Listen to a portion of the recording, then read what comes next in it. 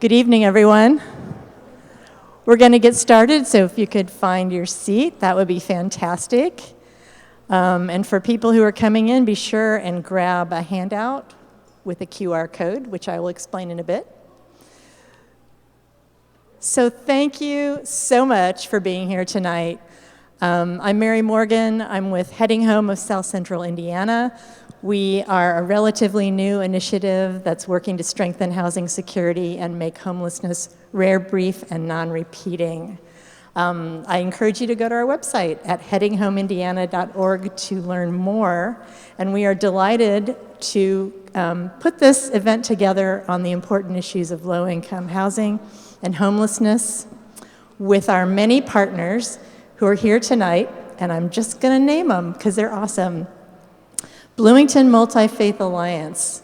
Is anybody here from the Multi-Faith Alliance? Maybe not yet. Oh, yay! Thank you for coming. Our other co-hosts are the Boys and Girls Club of Bloomington, which contributed this beautiful venue. Yay to them. The Community Foundation of Bloomington and Monroe County, IU PACE, which is Political and Civic Engagement, South Central Community Action Program. I know you're representing. The South Central Housing Network and United Way of Monroe County. Please give our co-hosts a round of applause. Thank you so much.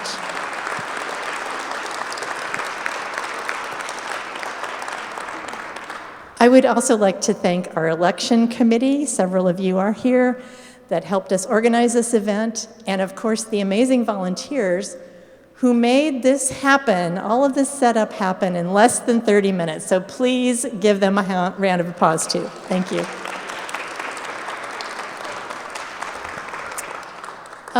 The handout that I mentioned contains important information about the May 2nd primary. So please take a look at that. There's a QR code that'll take you to a page with more information. A reminder that the deadline to register to vote is April 3rd for the May 2nd primary, and early voting starts on April 4th. So tonight's forum is our chance for the community to learn about plans and positions for our 3 mayoral candidates in the May 2nd primary, to learn about what they think about these important community issues. I thank you all for coming tonight. We're looking forward to the discussion. Leon Gordon, Administrative Director with the Bloomington Housing Authority, right here, is going to be our co-moderator. Also served on our election committee, so we're grateful to you. And just a little bit about the format. We are being recorded by CATS tonight and some other media. The candidates will have 1 minute to make their opening statements, then 90 seconds per question, and another minute for closing statements at the end. Our 2 lovely timekeepers up here are going to alert the candidates when there's 30 seconds, holding up a piece of paper that says 30 seconds. And then, at the end of the time, we're going to do the bell. It's all about the bell. Do you want to give it a trial run? Yeah, that's golden tones. Okay. We solicited questions from the public prior to this event, and we also asked candidates to have questions that they could ask the audience. So when you came in, you had your handout. There was a QR code and a web address if your phone doesn't read QR codes. Hopefully you have all taken that questionnaire. There are 3 questions, 1 per candidate, and during the evening tonight, we're going to announce the results of those questions, your answers to those questions. All right, so now we are going to start with opening statements, and we'll start with Don Griffin Jr., and go to Susan, and then Carrie. Is it on? It's on, okay. I'm Don Griffin. I'm a 52-year Bloomington resident. This is where I grew up. I'm the son of Donald Griffin and Marlene Griffin, a police officer and a secretary. I'm the brother of Marcella and Marisha, and I am the husband of Nicole and the father of Dexter. I've been your deputy mayor for the last 2 years. I've sold real estate for 30 years before that. I am Bloomington, and I'm asking you to believe in Bloomington. But I can't do it alone. Together, we will be a more sustainable Bloomington. Together, we will create a more diverse, equitable, inclusive, and accessible community of belonging. Together, we will create more housing opportunities for all. Together, we will help lift up our economy and cultural growth. I'm Don Griffin, and I want to be your next mayor. Believe in Bloomington.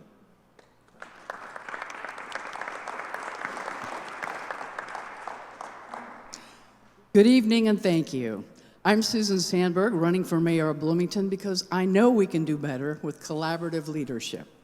After 16 years as an elected official on the City Council, I'm ready to manage our nearly $230 million budget to prioritize solutions for problems we face as a caring community. Leading my vision for a better Bloomington are 4 priority platforms: public safety, affordability, collaboration, and essential city services. Tonight, I look forward to discussing affordable housing, which means different things to people at different income levels. But one thing is clear. The inability to afford housing in Bloomington is a driver of the increases in people experiencing homelessness.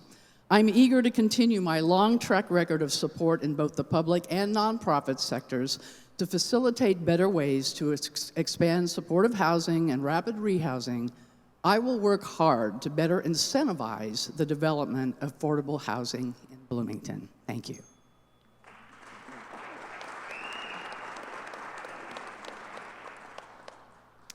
I'm Carrie Thompson, and more than 25 years ago, I chose Bloomington as my hometown because this is an incredible city, and I think we deserve a government that's just as incredible.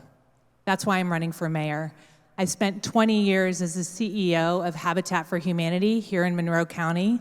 I actually helped co-found the South Central Indiana Housing Network. And for all of my life, I have been working at the intersection of challenge and possibility to ensure that people have decent, affordable places to live. I now direct the Center for Rural Engagement, where I'm working with nearly 90 different communities. I'm running to bring people back to the table in our city government, to address our skyrocketing housing costs, and to ensure that we have public safety and mental health care for those who are most in crisis.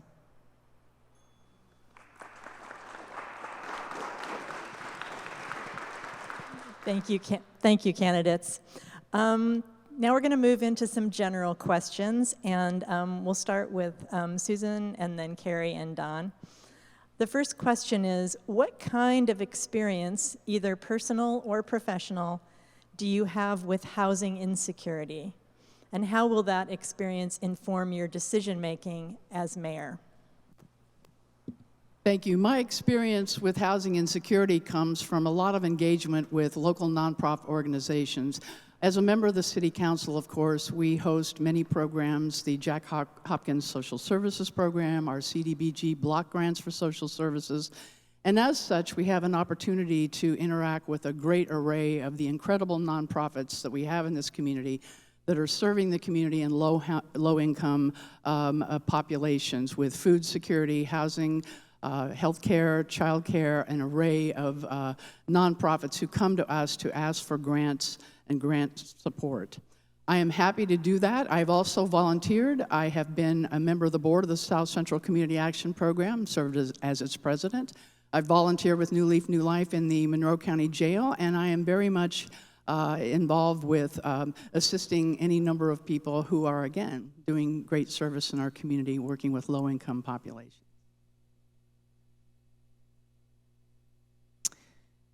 Nothing rattles the human soul like housing insecurity. We all need a place that we know we can go home to and restore ourselves. After a major water leak in December, my own family experienced brief housing insecurity when we had to move our family of 7 suddenly out of our home. We're fortunate enough that we pieced together a solution that would work. But I know from my more than 30 years as either CEO or volunteering with Habitat that those resources aren't available to everybody. And if we can't offer opportunity and hope to people before they become unhoused, it's much, much more difficult to solve the problem. My experience with housing insecurity is vast. I have worked in partnership with more than 100 families. I know their stories. I know that there's no one single bullet that's going to actually solve this challenge. I also know there are a myriad of stories that lead to housing insecurity. As a community, we can solve this challenge together, but we must come together with leaders like Heading Home, with our incredible nonprofit network. What we can do together is much greater than any one of us can do alone. Personal stories. You know, I was born with working class parents. My dad was a police officer, my mom was a secretary. And there were struggles. There were struggles trying to figure out whether or not we were going to eat or, you know, heat the house. So I watched my parents struggle. I then struggled as a beginning business owner, where I had to decide whether or not I was going to pay my bills or keep the heat on or feed a 2-year-old. So I've been there.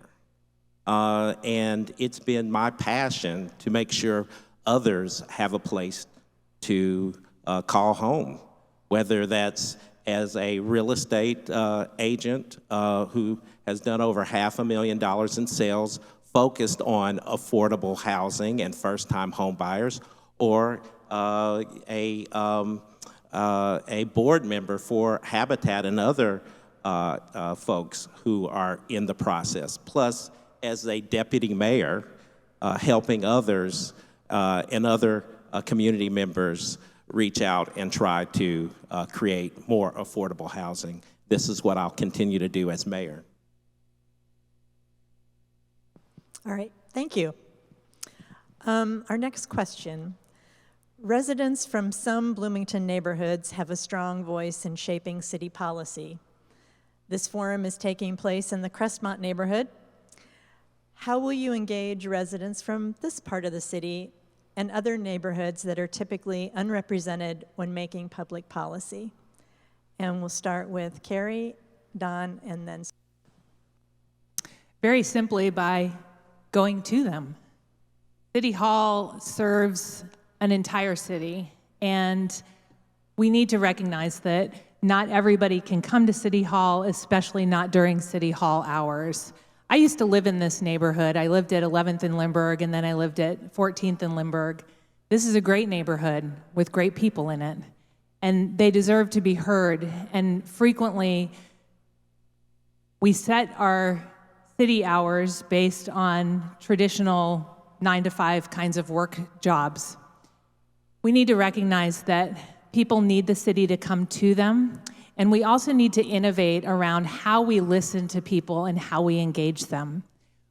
For some, we can use technology to do this, but for others, we need to show up at block parties, and we need to go to the meetings that they already are attending and ensure that we are listening there and that we're doing the outreach, not expecting folks to come to the city. This is the way that I worked for years at Habitat, going to the neighbors, going to the homeowners, and working in partnership, side by side. That's what I'll continue to do as your mayor. You know, we need to make sure that people are actually in the building. We talk a lot about serving people and who we serve, but we need to make sure that the people who are actually serving look like the ones that are being served. And that means bringing people into a building that is theirs. They are citizens like everybody else. No matter how much you make, no matter who you are, the city is yours, and we need to make sure that people feel that way. And the way that you do that is by putting them at the table, having them serve. We too often look at the same people, and it's easy when we're picking board members. It's easy to pick someone who we're used to picking, and so we've got to step outside of that and just make sure that everyone feels like they belong, because they do, right? It is bringing people to a table. We brag about bringing people to a table, but they already own part of that table. We need to remember that. Outreach is incredibly important, and the city does have a variety of mechanisms already through our various department heads that do outreach to various groups, boards and commissions already been brought up. Personally, when I have been involved with organizations like the South Central Community Action Program, when we were initiating our Affordable Living Committee, in which we were taking a look at the city and seeing what kind of stresses people were facing with affordability. It started out as the Affordable Housing Committee.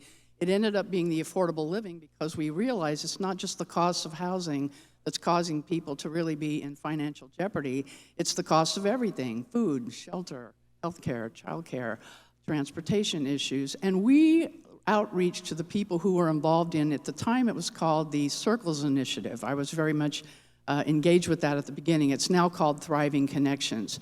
We actually spoke with a good number of people involved in that program to get good information about how they were struggling and how they were living.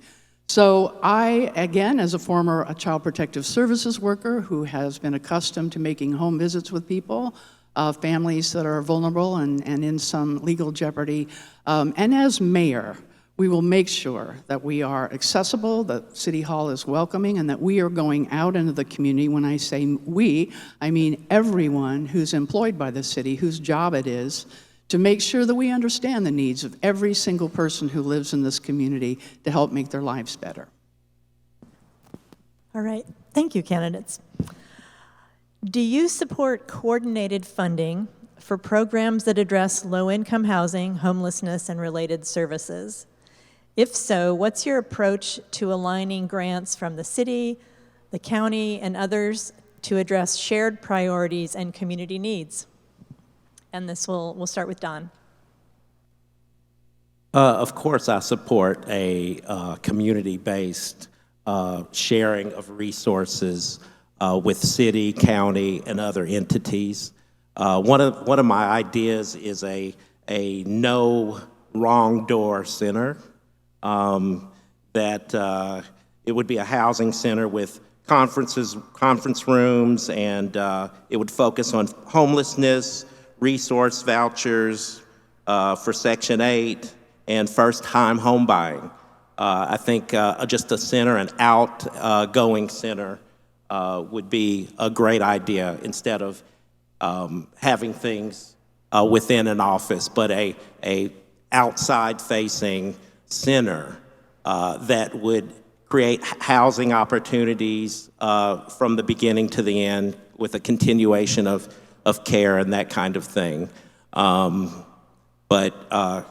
So yes, more resources, and as deputy mayor, I think we supported Heading Home with the county as well as the city with about $2.5 million, if I'm not mistaken. So I would continue on with similar programs and ideas.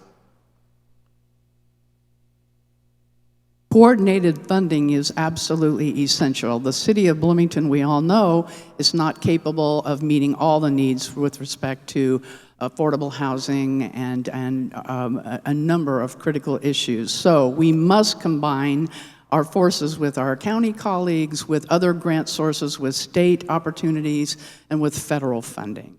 So funding is where it's all at. When you're in the nonprofit sector and you're providing services to low-income folks, I am happy that the city of Bloomington is a good partner when it comes to funding opportunities, either through granting or special programs. There was a consolidated effort to help support the Stride Center, which came online, and of course, to the extent that the city does have funding available to assist in nonprofit efforts, we want to continue that, and we want to look for more. I'm very heartened by the fact that the governor of Indiana seems to have released some additional funding that all of the cities in Indiana should be able to benefit from with mental health funding, and I think that's another critical piece of what we're all looking at here as we're dealing with the unhoused and we're dealing with a number of problems that low-income families in our community are certainly facing. I absolutely support coordinating funding. And I think it's really important that we recognize that money is only one tool in our toolbox. And in order to make great use of that funding, we have to actually work together. And a lot of these nonprofits work great together. But right now, our city and county are not working so well together.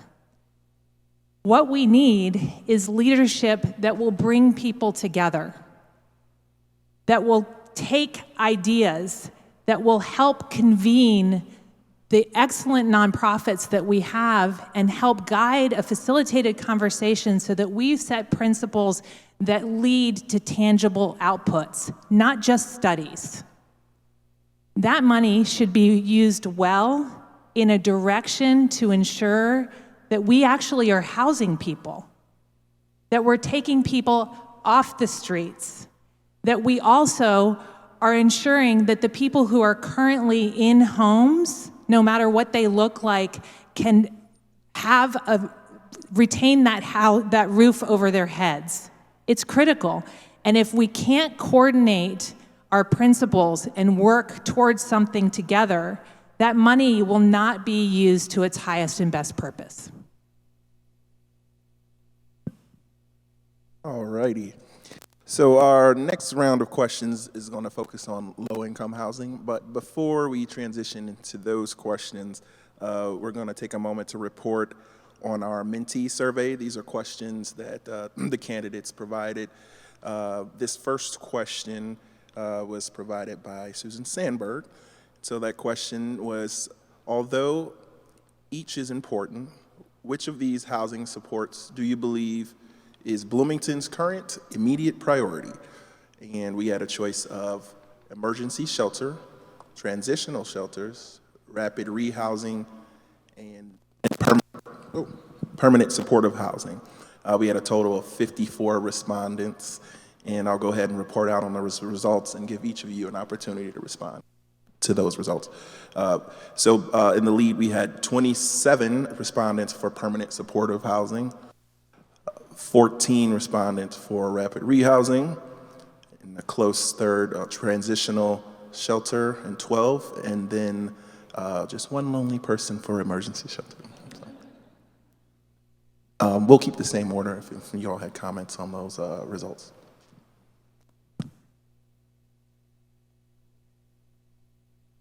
Yeah, if you had any commentary on the results that we got back, just the feedback. Okay. No, that's not surprising to me. I was kind of thinking that rapid rehousing might be the number one, but yeah, interesting. My only comment is that we have to live in balance because all of those services are needed in our community. And through my 3 decades of experience with housing, what I see is when we push funding towards one priority, something else comes out of balance, which is why this collaboration is so key, because we need a continuum of possibilities in our community. All right, thank you. All right, so first question related to low-income housing. It's about housing choice vouchers. As you know, housing choice vouchers are an important tool for creating access to housing. The BHA reports that 40% of people with vouchers can't find landlords willing to accept those vouchers. What would you do as mayor to encourage more landlords to participate in the voucher program? And we'll start with Susan, and Carrie, then Don. Well, certainly, and again, being familiar with the BHA and the Section 8 housing vouchers, I'm very well aware that there are all the time recruiting efforts to try to get landlords to understand that this is a safe bet, that when people have the vouchers, they're going to get their rent, they're going to get paid, and that the individuals who are going to be renting from them are going to be good renters because there's education involved with that.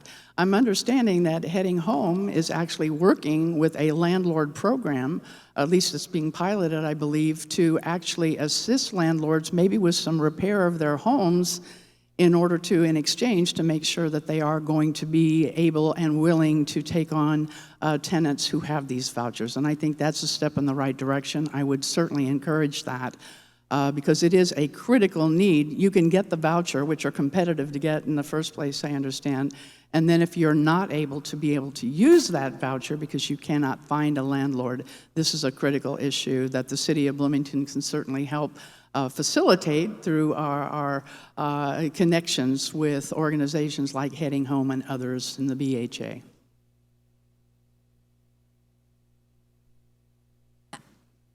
I would take a two-pronged approach. First, I'm already working with an individual who is writing a handbook for how you can become a landlord for Section 8 vouchers.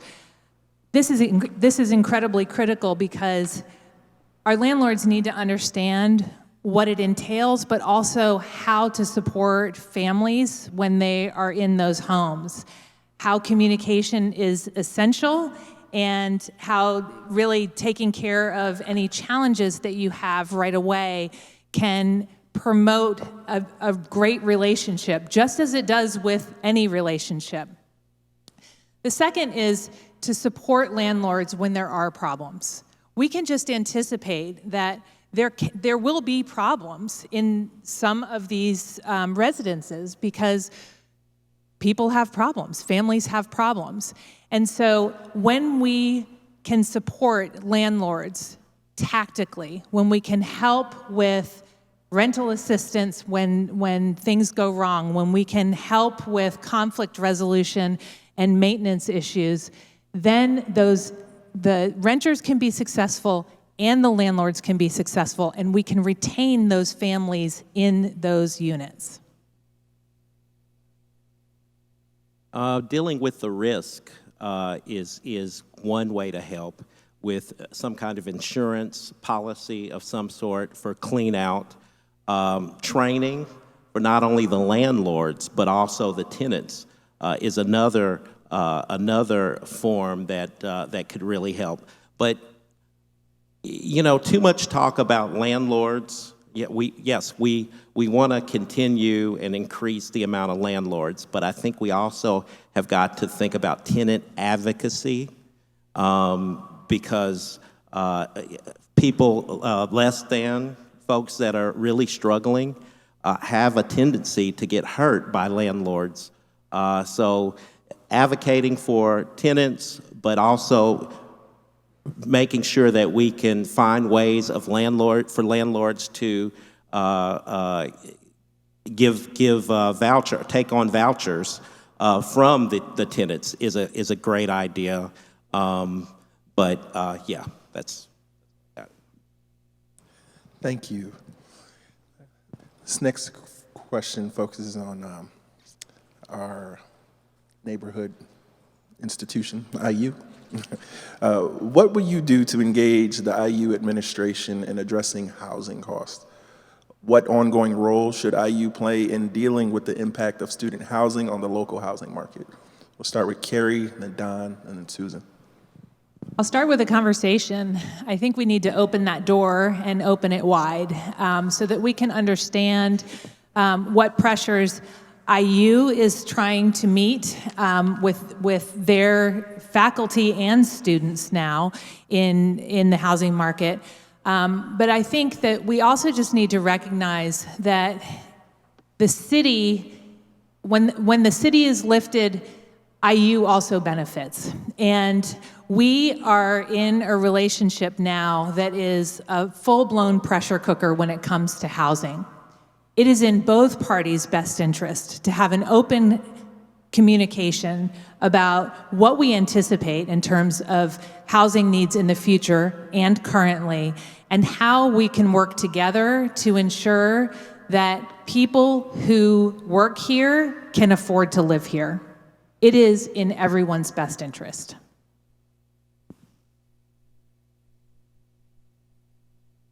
Part of our lack of housing has to do with the fact that IU has not increased the amount of housing for neither their students nor faculty.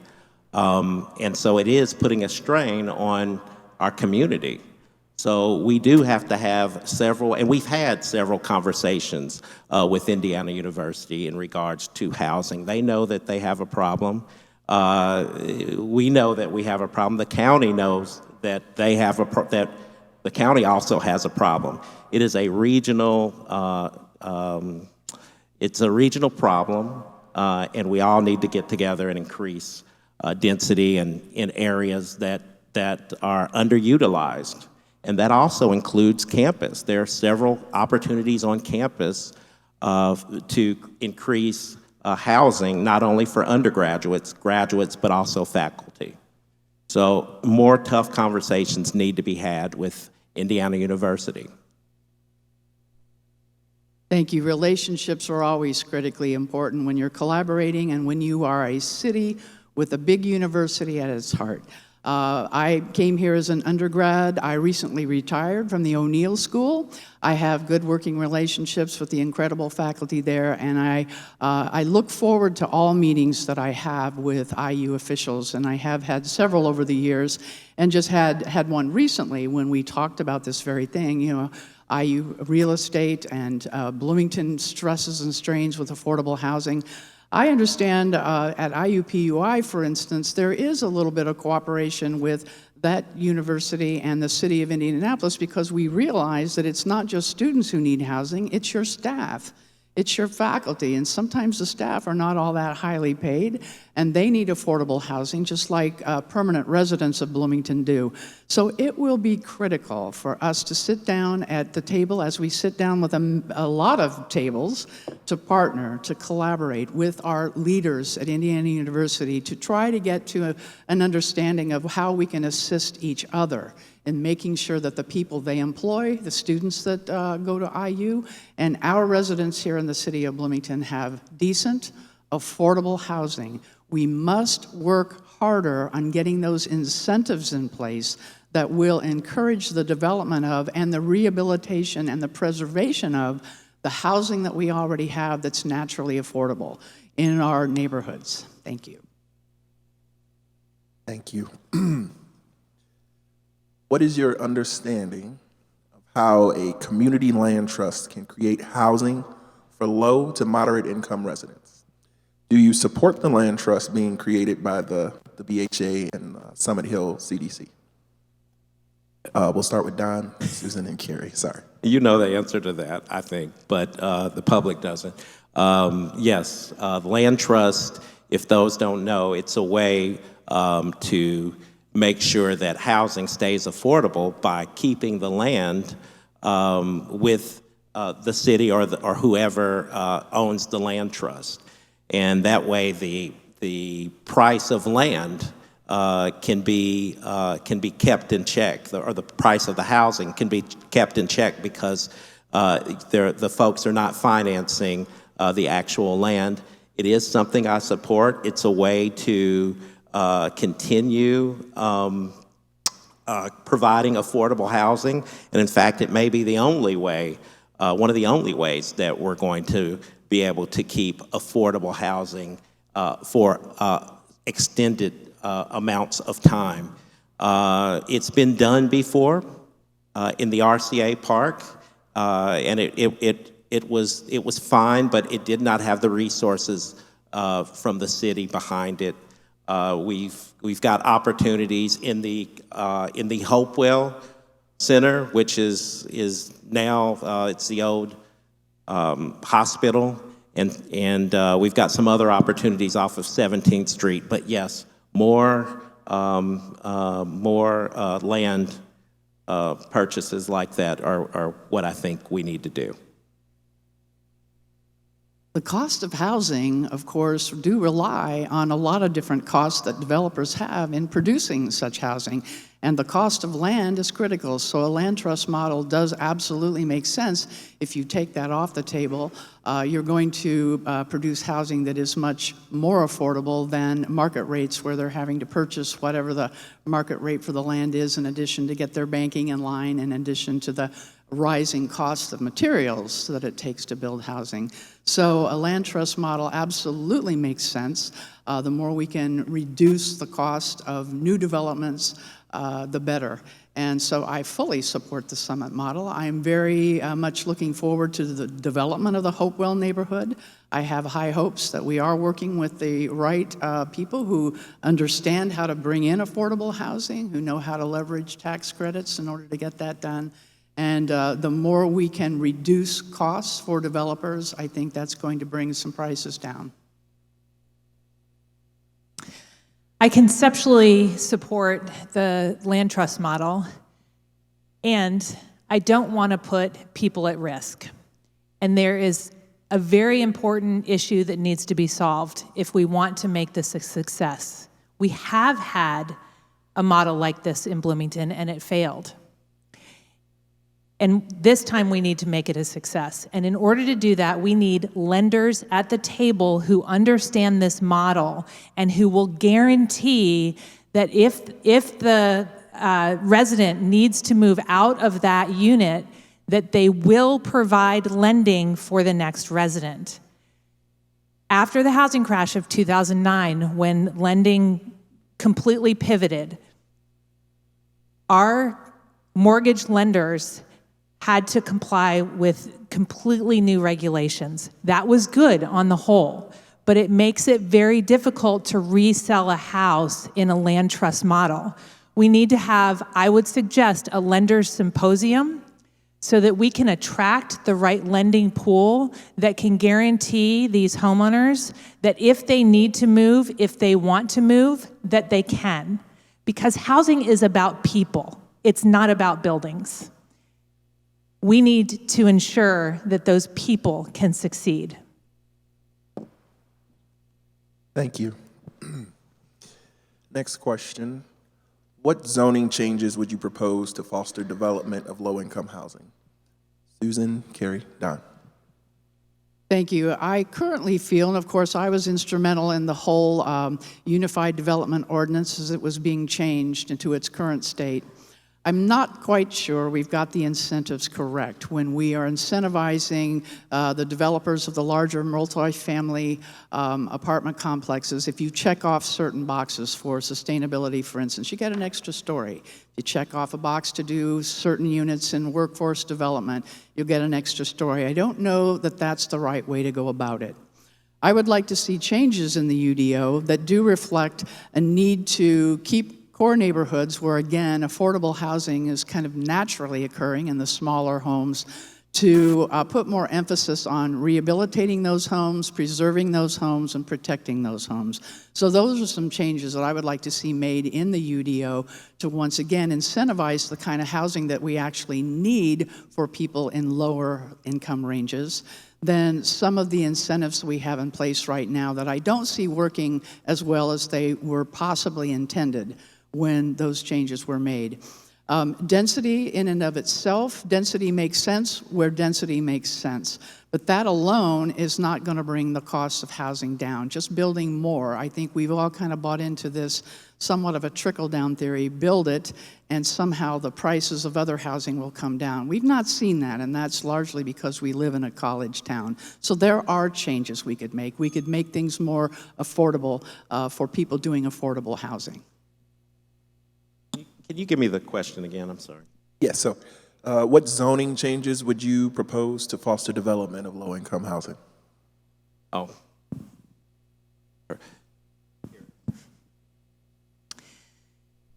So for the last 9 years, I was CEO of Habitat. We were actually the largest private home developer in the county. I've done a lot of developing and a lot of building here in Bloomington.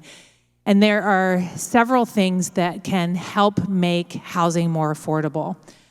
On my website, I have a 5-point housing plan. I'm going to encourage you to read that because I can't cover it in 90 seconds. But briefly, during the UDO process, for instance, I authored a resolution that required 1/2 of the duplexes to be rented at an affordable rate. Susan worked closely with me on that resolution. That would have ensured that we did have more affordable units in these neighborhoods when they become duplexes.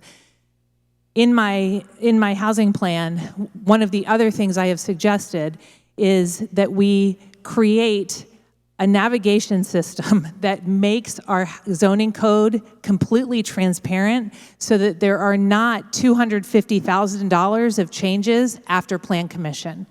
We should have a very clear zoning code. It can be very restrictive, but the end user pays for those changes. If we want affordable housing, we should ensure that builders and developers can see exactly what they need to do at the outset to make these units affordable.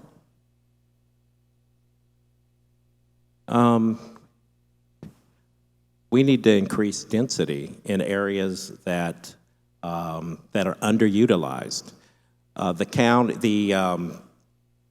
The planning department, along with the utilities and HAND, have mapped out areas in Bloomington that are underutilized, that may have 1 acre on the property, or one house on the property on 2 acres. There are all kinds of opportunities within the city limits to increase density. There are other ways we need to, there are other products that are out there. And I'm gonna say it, I'm gonna say plexes. I think plexes are actually a good idea. Who is a core neighborhood? I think we need to stop saying that. I think all of our neighborhoods are core neighborhoods, are good neighborhoods. And I think there's opportunity. Look, there's only 38% of folks within city limits own a house. That's ridiculous, 38%. People will say, well, we've got a bunch of students, so of course there's only 30. No, it's the fact that no one else can afford to live within city limits, so they have to live outside of them. We've got to change that. Density is a key. We've got to get rid of this height restriction that we have. We've got a height restriction of 40 feet. That's in some areas, that's not good. Thank you. All right, this is, last question on this topic. How do you plan to deploy the city's housing development fund? And would you restructure it in any way? We'll start with Carrie and Don.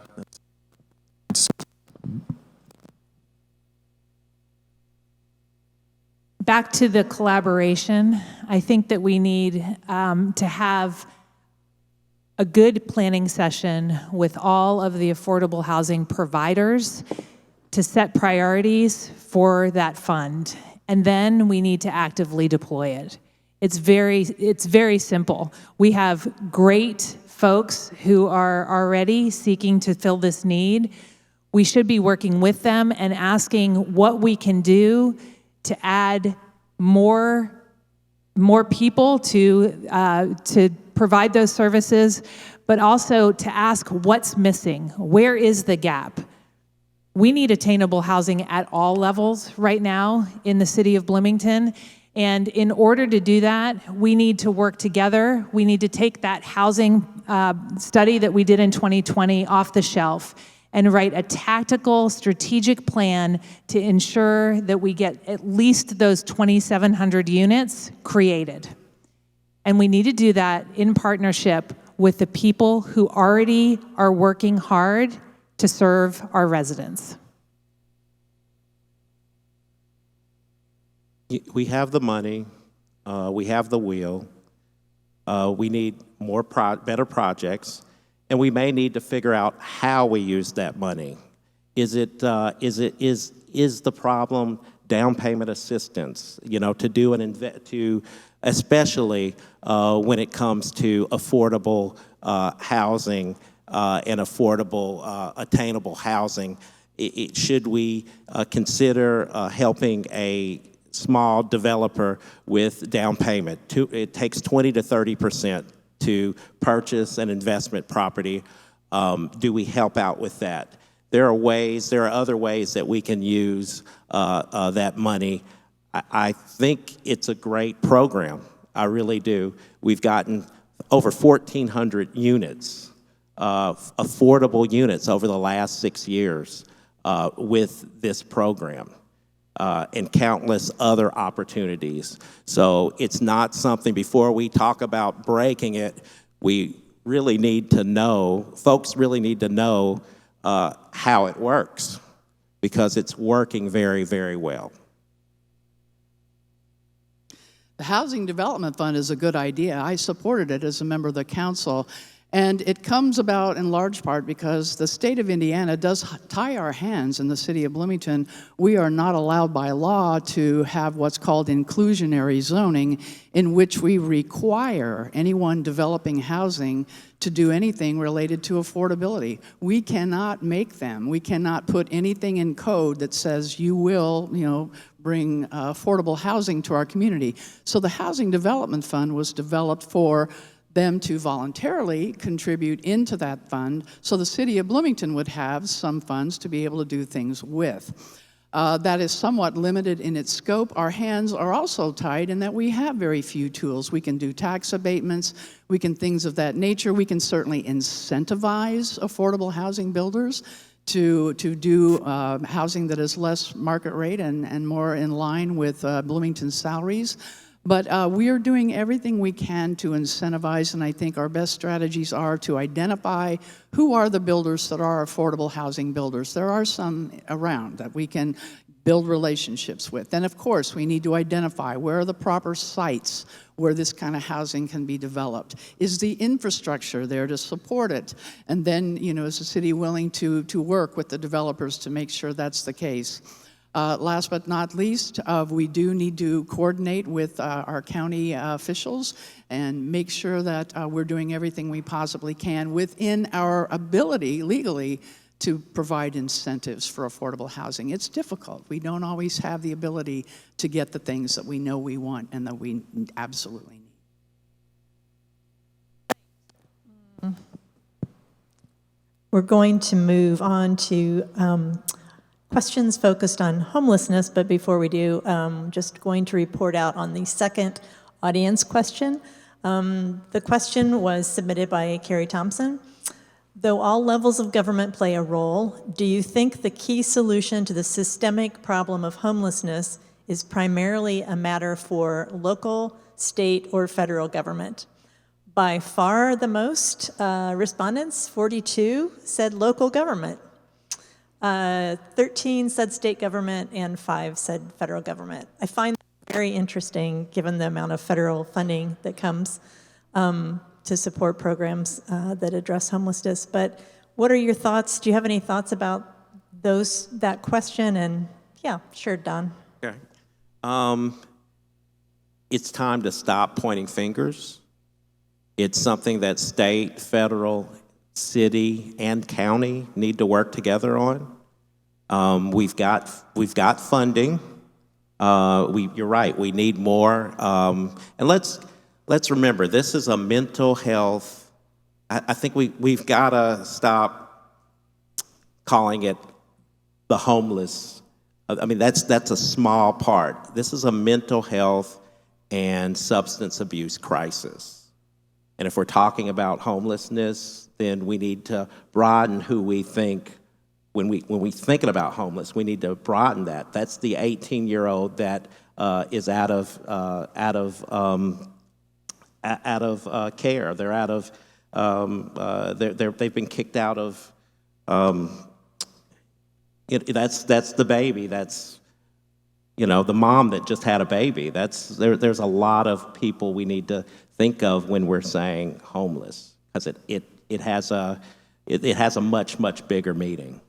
But anyway, I'm sorry, I didn't mean to get off topic a little bit, but yes, it's something, mental health is something that we need to look at as not only a city, but a state and a county and a national thing.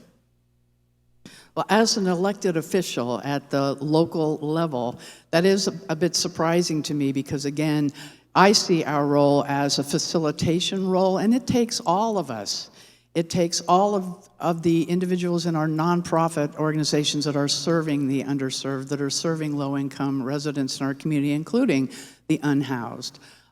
It is state programs that we absolutely need to bring in the additional funding and the additional leadership from state government. And last but not least, HUD. I mean, our federal government that does provide so much funding for so much of what we do on behalf of community and family resources in our hand department. And so it takes the private sector as well. We've got a lot of generosity in this community when it comes to fundraising for the nonprofits who are serving the underserved, and for us to partner with at the local level to do everything we possibly can to facilitate, to provide leadership, to be at the tables when the discussions are happening. How do we all, as a community, raise the funding necessary to provide the shelters and the supportive housing and the rehousing programs and the mental health programs? Because I agree with Don that it is absolutely critical to address all of the reasons why we face a community that's having to deal with an increase in homelessness, which comes in many different reasons as to why that is. I'm going to agree with Don and Susan that it does take us all. And I asked the question because I thought that in Bloomington, we really wanted a local solution. And indeed, the statistics show that we do. We want that local solution because we're Bloomington and we care. And we keep looking at a challenge that we think we should be able to solve this, but it feels like it's getting too big. I don't think it's too big for us. I think we just need to work in new and innovative ways with the phenomenal people who have been doing this work. I think that Bloomington probably proportionately has a higher percentage of street homelessness right now than many other places in Indiana. And you know what?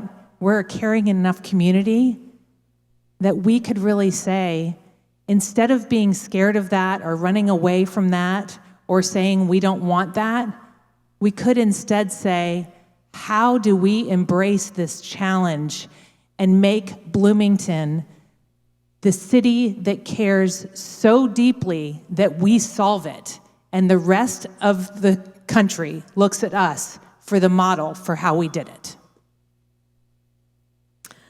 All right, thank you. Now we're going to move on to questions about this topic.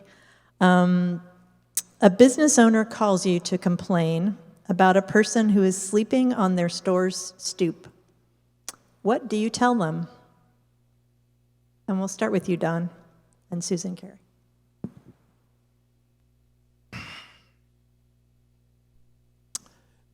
Of course, this is a call that I, as deputy mayor, I would get, our office would get constantly on a daily basis. So it's not a theory for me, but here's the thing. We have got to start both sides, whether they're business owners, folks that live downtown, and folks who advocate for those that are unhoused. We've got to start talking to each other. There's a lot of them or, you know, this or them, and we've got to do a better job. But first I ask, is that person okay? That's the first thing that needs to be asked. Is that person okay? And then we try to get resources for them. Before police come, we try to get social workers and folks that are not necessarily uniform to talk to that individual.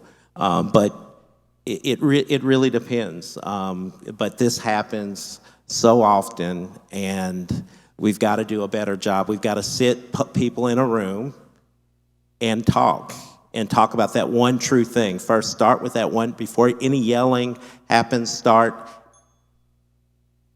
let's talk. That's what I'm saying. Well, this is certainly the reality when you are responsible for the city of Bloomington, and everyone who lives here, everyone who's trying to do business here, feels safe in their homes here, is dealing with issues such as this. And I think we have evolved as a community in doing this in a much more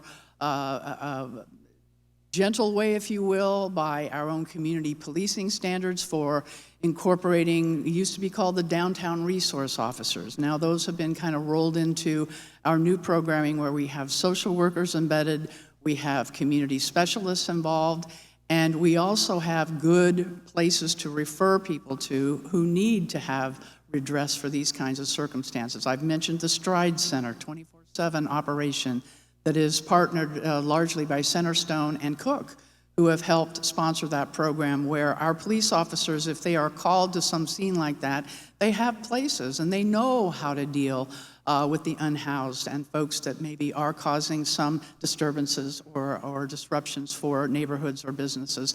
And that's done in a much more humane and responsible way because we do have more resources available and more nonprofit organizations that can also be a part of how do we help individuals who need to be in a shelter situation and not on a street.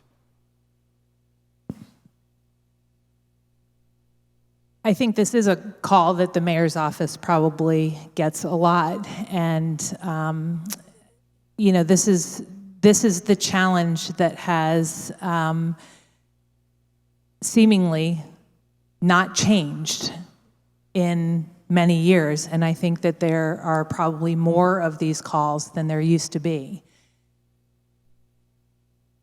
From an outsider's perspective, not having been the deputy mayor before or served on council, what I hear is frustration in the community that there is no place genuinely that can help in crisis situations. We have great emergency shelter, we have great family shelter, we have Beacon, but when a business calls, they want partnership.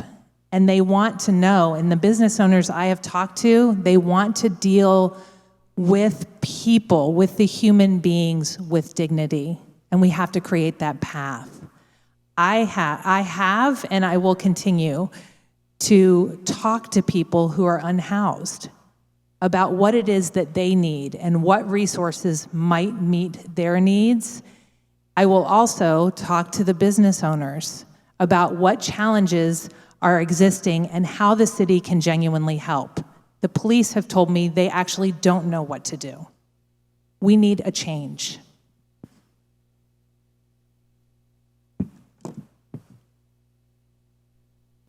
Yeah, okay. How will you address encampments on the city's public land? Start with Susan? No, I'm sorry.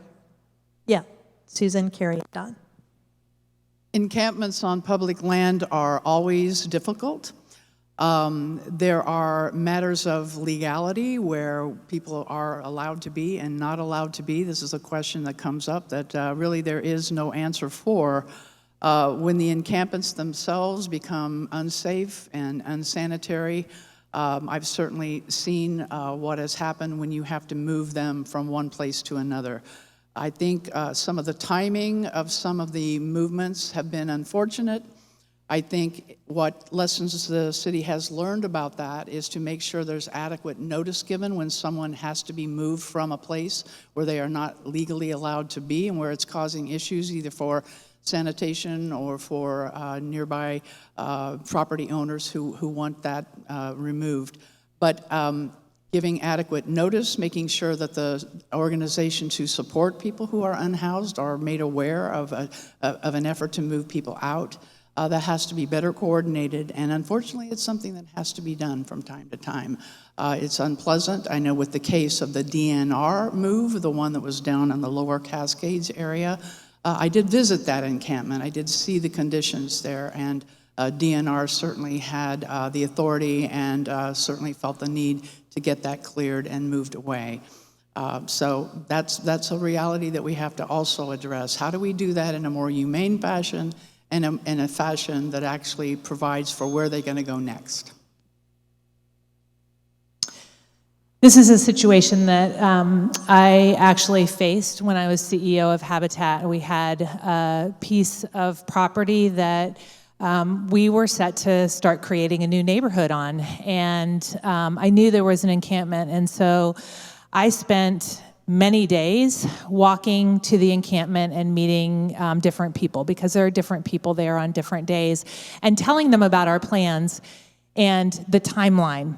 And then I reached out to the various partners, including Centerstone and the shelters and Beacon, to talk about what services could be provided and how we could get the word out even better for when this move needed to happen.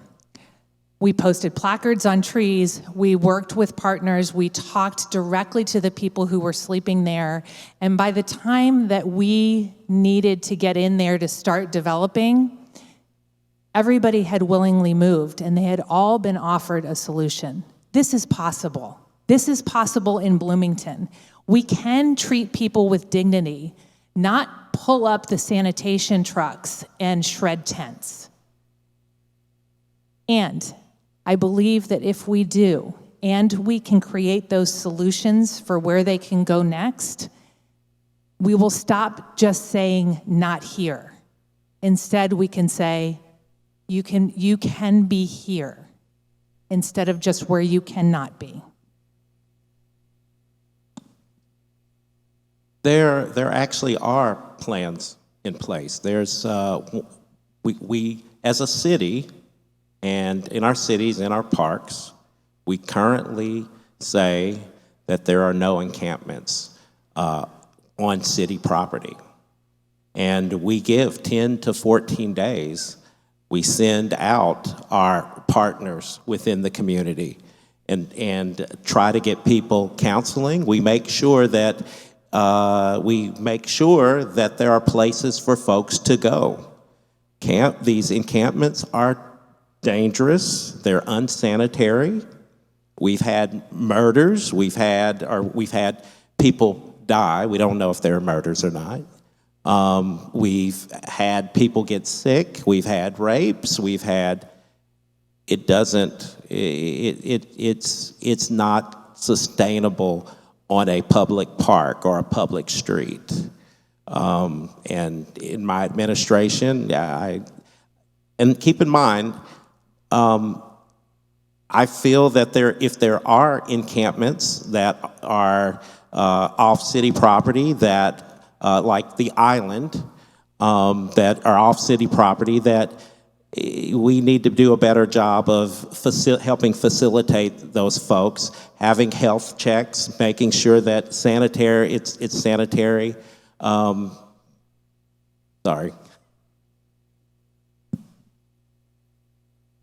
What is your position about adding more public restrooms in the downtown area? And we'll start with Carrie, then Don, then Susan. I think many of us have been in situations where we wish we could find a public restroom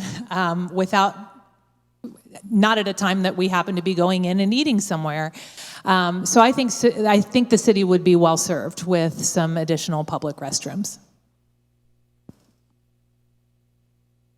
Yeah, people, we have to treat everyone with dignity. Everyone, and I mean everyone, has to use the restroom. And just because someone doesn't have a home to do it in does not mean we can prevent them from doing that. So they're going to go, they're going on the side of buildings. We have got to do it. No one wants that. So yes, more bathrooms, more centrally located bathrooms, more accessible bathrooms. It is a problem cleaning the ones that we do have. It is a problem, but I think we've got to continue. We can't be afraid to do the right thing. Well, I think with the addition of the 4th Street Garage and the Trades Garage, those do have restrooms, do they not, that are publicly available? That is, of course, in the downtown. And I know it's difficult when there are places, there are commercial, there are restaurants that do not allow public use of their restrooms unless you're a patron of the restaurant. The issue then does become the maintenance and the care and the making sure that those are in locations where individuals may need them nearby. We certainly do not want to see unsanitary conditions crop up in the streets, and so it makes sense to take a look wherever we have a public park or a public amenity to have a bathroom that is available to all people and not necessarily people that are patrons in a restaurant. So it's a good thing to take a look at, but it does require some care and some maintenance and some funding, and the city has to be mindful as to where those can be. All right. There was a local media outlet that recently asked candidates about how you would address homelessness. Don, in your response, you stated, and I quote, "We need to treat people in the social work field like we treat our firefighters, police officers, and other essential workers," end quote. Could you tell us a little bit more about what you mean by that and what you would do to make it happen? And then for Susan and Carrie, do you agree with that approach? So, and keep in mind, essential workers, we need them, right? Our police and fire get $18,000 a year to live in Bloomington for down payment assistance, or $750 a month for rental assistance if they want to live in Bloomington, because it's so expensive to live in Bloomington. We've got, we don't have enough folks in social work, and the ones that are in the social working field are being overwhelmed. Absolutely overwhelmed and underpaid. No offense, because I mean, but they can't afford to live here in Bloomington. So if we want more folks in that field, and we need them here in Bloomington, we've got to figure that out. Are we going to give them rental assistance? Should we help them with a first-time home buyer program of some sorts and down payment assistance? I think we've got to do more if we want to solve this problem. We can have all these ideas, and we do. We have great people and great organizations, but there's not enough of us, especially if we want to take it to the next level, which is trying to be the best at handling and helping everyone. If that's our goal, we can't do it with the amount of people that we currently have. Could I get a repeat of the question, because I'm not clear? Are we talking about at the city of Bloomington, social workers at the city, or all across the board? My understanding of that question and the context was that it was talking about social workers in general, not city-employed social workers. Well, certainly as someone who has worked in the social services, I could not agree more that social workers need to be paid better. Any caregiver needs to be paid better, whether you're a child care worker, you're working with the elderly, you're working with low-income people. It's a profession that is traditionally rather low paid.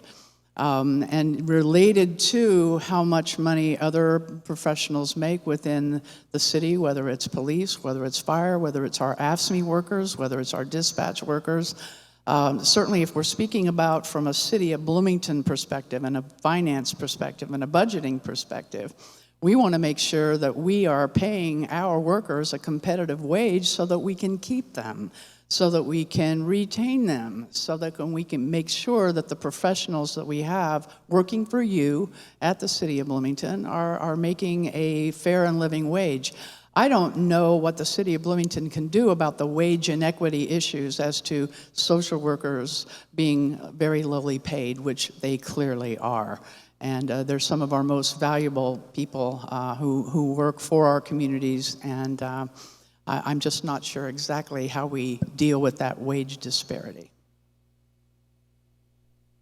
So if I understand the question correctly, paying social workers more will help with the challenge of healing people who are in need of housing?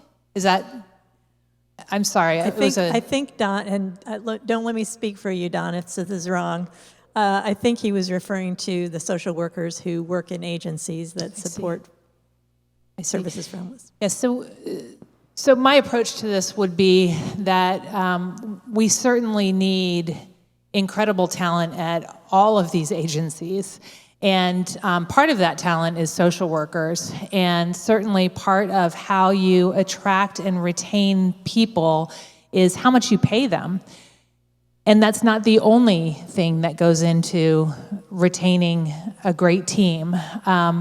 Part of it is having a mission that everybody understands exactly what their piece is so that they know that they're contributing to something tremendous that's moving the world. Another part is how your team interacts and how they're appreciated and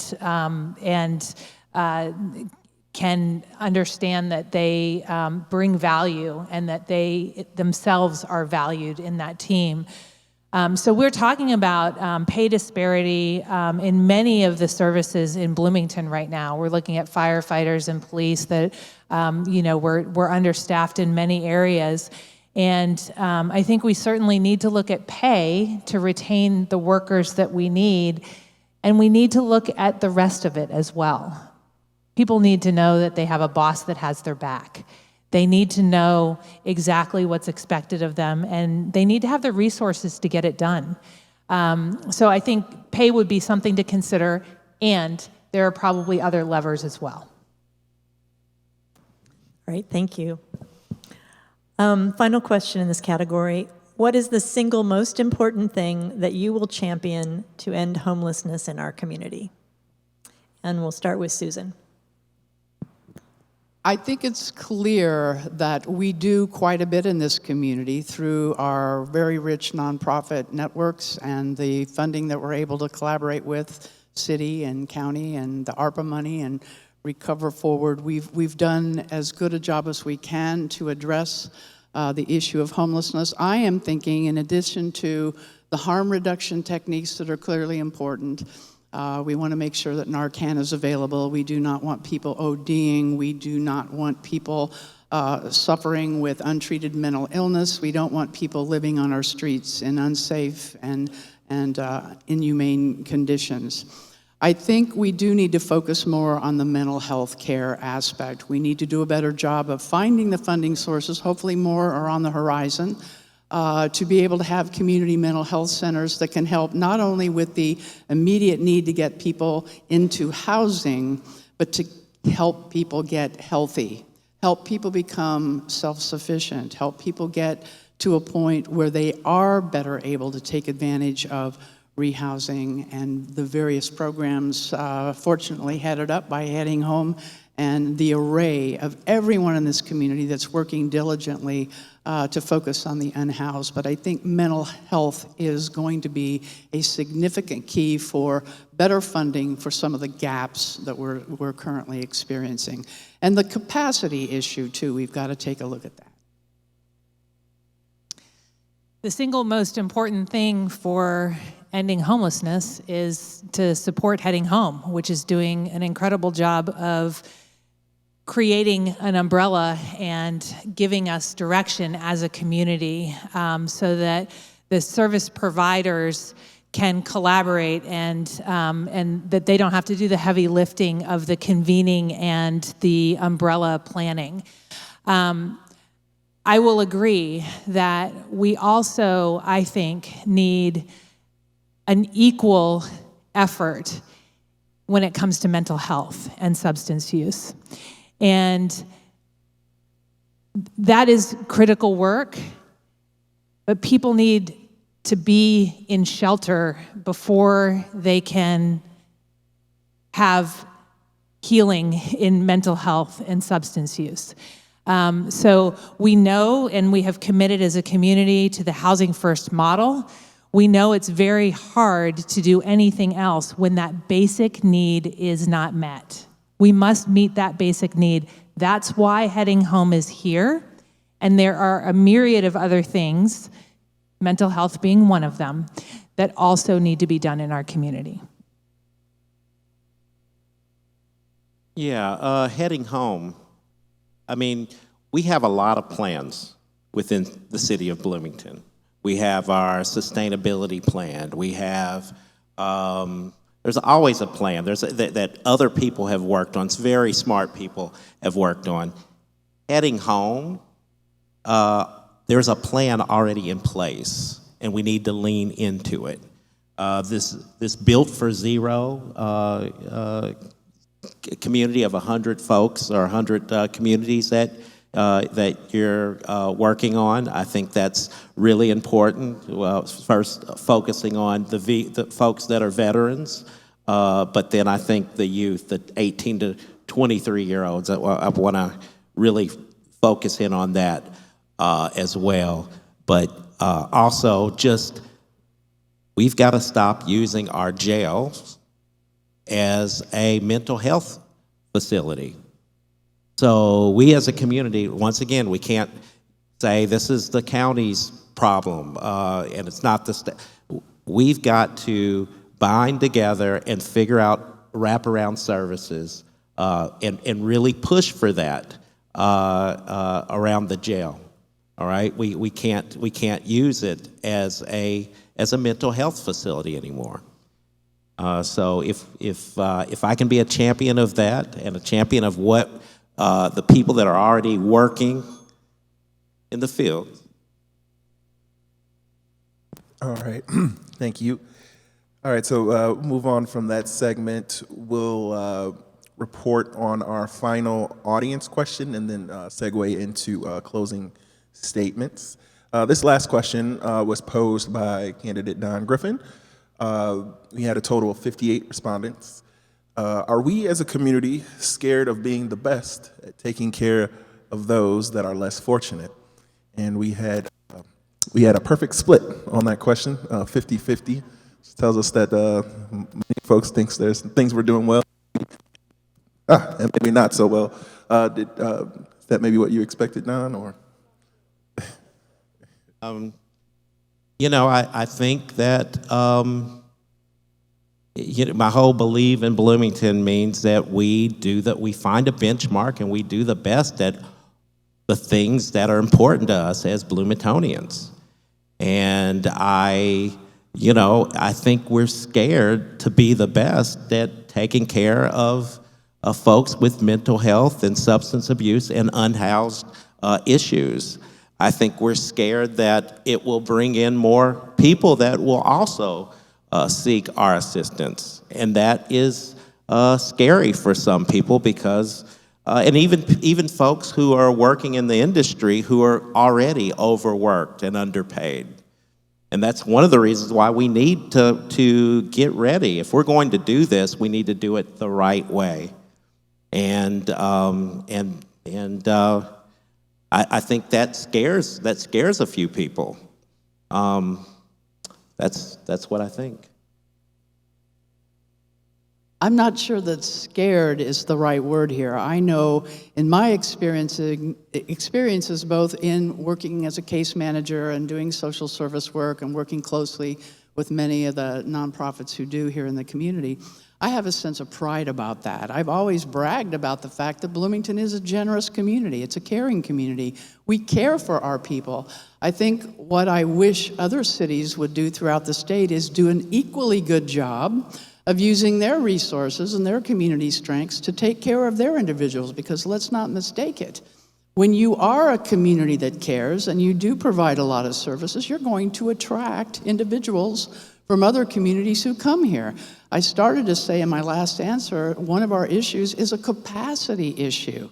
I mean, we can be such a caring community that we don't have the capacity now to take care of all of the issues that maybe other cities and towns are sending our way because they know when they come to Bloomington, they're going to have some food security because of Community Kitchen and Hoosier Hills and Mother Hubbard's Cupboard. They're going to be able to get health care because of our tremendous, it used to be called Volunteers in Medicine. Now it's HealthNet.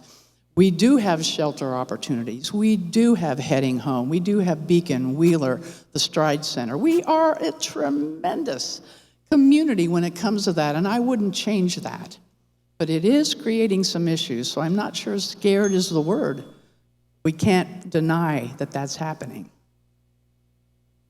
I think the 50-50 split is likely a representation of the fact that our community does care, and we want to be really good at this. And we also are a little bit scared that if we get too good at it, then we are going to be attracting people. But what if we believed we actually could solve the problem? What if Built for Zero really does work? What if working together, we can create a system where we can have people who are unhoused for just a brief and non-repeatable time?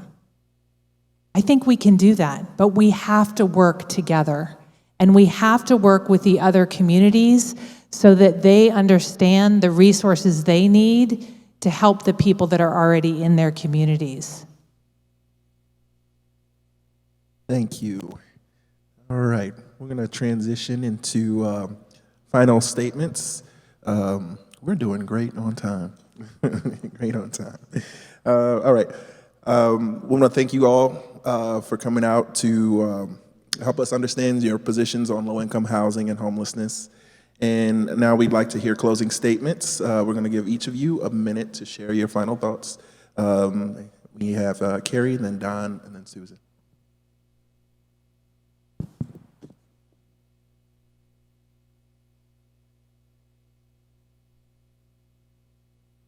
I've been in Bloomington for more than 25 years, and my happiest point, my most fulfilled point, happened to have been when I was both a single mom for a decade and working a lifestyle job trying to solve dilapidated housing for our entire city. I'm not afraid of the hard work. I'm not afraid of a problem that seems like it may be intractable, because what I know how to do really well, is take our collective ideas and weave a vision and then invite people into a magnetic process where they know what their part can be in helping us achieve the things that people said were impossible. We can do that with housing in Bloomington. We can also do that with the many opportunities that we have in our community. Because we are incredible, we can do it together.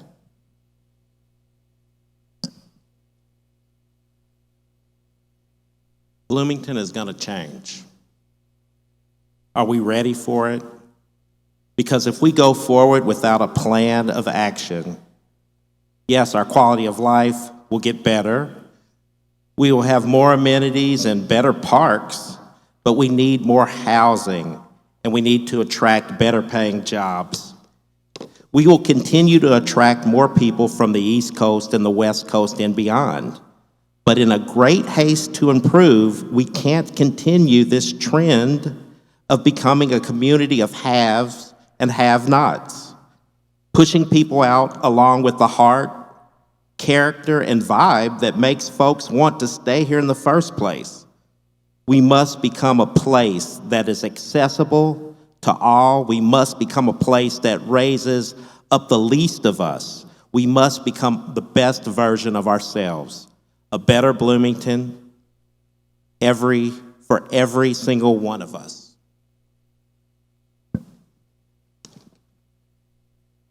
Bloomington is fortunate to have effective programs providing both temporary shelters and housing stability for the unhoused.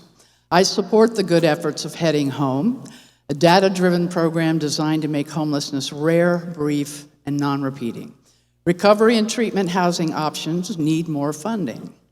The mental health needs of many of our unhoused can be a stronger focus to assist with better health and healing outcomes. We currently have many wheels in motion, and this will not be fixed overnight. We are on a path that will require regional efforts. Our lack of affordable housing requires immediate, comprehensive, and bold action. The Sandberg administration will be committed to working with those already on the ground in order to create a lasting systemic response that ensures homelessness is prevented wherever possible. Thank you for caring. I will appreciate your support in the upcoming primary on May 2. Thank you. Let's give our candidates a round of applause. Thank you. Thank you all. Oh, standing up. All right, I'm going to stand up too. I just wanted to point out that your handout has the candidate websites on it, so I'd encourage you to go explore their positions in more detail. Thanks again to all of our volunteers tonight who've made this event happen. If you'd like to stick around and help us take down all these chairs, you're most welcome to do that. I'd also like to give a plug for a candidate learning session we're going to have, which is going to kind of flip the tables. Instead of having the candidates speak to us, we're going to ask the candidates to listen to experts in the field of housing security locally about what the needs are, what the system is currently, and what we think City Council can do to improve things. So stay tuned for details on that. Finally, thank you to Tatiana Wheeler, who is here. She is my partner in Heading Home and was the maestro for this event. So thank you, Tot. And thanks to all of you for coming tonight and for caring about our local elections and for caring about these issues. Have a good night.